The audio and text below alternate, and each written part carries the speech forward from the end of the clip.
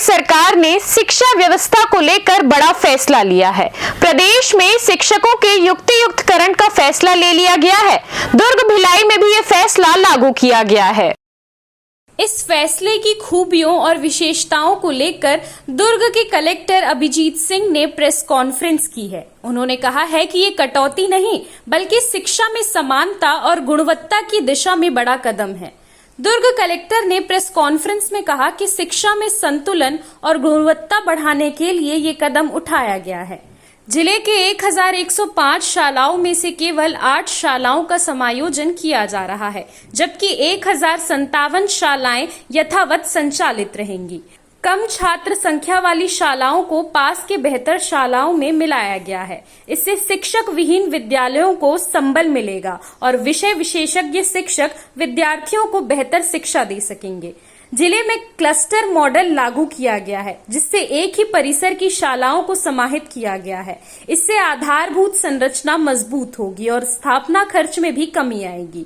ग्रामीण और शहरी क्षेत्रों में छात्र शिक्षक अनुपात को संतुलित कर शिक्षा की गुणवत्ता को बेहतर बनाने का प्रयास किया जा रहा है। जैसा अभी आपने सवाल पूछा, हमारे यहाँ पर कुल 6 प्रधान पाठक प्राइमरी, 209 सहायक शिक्षक प्राइमरी स्कूल से, 1 प्रधान पाठक मिडिल स्कूल के, 75 शिक्षक मिडिल स्कूल के और 75 व्याख्याता हाई स्कूल या हायर सेकेंडरी, इनका युक्तियुक्तकरण किया गया है। इसके अलावा 254 मिडिल स्कूल के शिक्षक और 11 व्याख्याता जो अतिशेष निकले हैं, इनकी सूची संयुक्त संचालक शिक्षा विभाग को भेजी जा रही है। उनके द्वारा इन पर आगे की कार्रवाई की जाएगी। और हमारे ज़िले में युक्तियुक्तकरण के उपरांत भी कुछ पद जैसे मिडिल स्कूल के 11 शिक्षकों के और व्याख्याताओं के 168 पद जो रिक्त निकल रहे हैं, उनकी सूची भी संयुक्त संचालक को भेजी गई है। यदि किसी अन्य जिले में अतिशय शिक्षक इन विषयों के होंगे तो उनकी पदस्थापना यहाँ पर भी की जाएगी। देखिए, स्कूल बंद नहीं किए गए हैं। बंद केवल उन केसेस में किया गया है जहाँ पर एक ही परिसर में जैसे एक ही साथ 2 प्राथमिक शाला चल रही थी या एक ही साथ 2 मिडिल स्कूल चल रहे थे। तो ऐसे कुल मिलाकर के 8 ही स्कूल हैं जिनको बंद भी नहीं किया गया है। उनके बच्चों को एक स्कूल से दूसरे स्कूल में ट्रांसफ़र करके कह लीजिए कि उनको मर्ज किया गया है। और क्या होने वाला है भविष्य में? इसके उपरांत जो संकुल समन्वयक थे उनको अवसर दिया गया।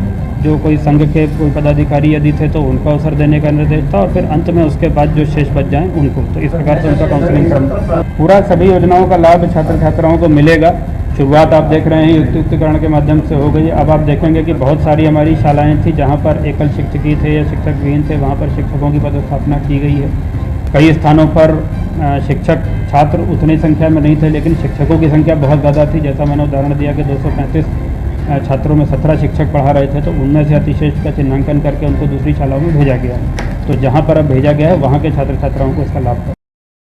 CCN शार्प न्यूज़ के लिए ब्यूरो रिपोर्ट।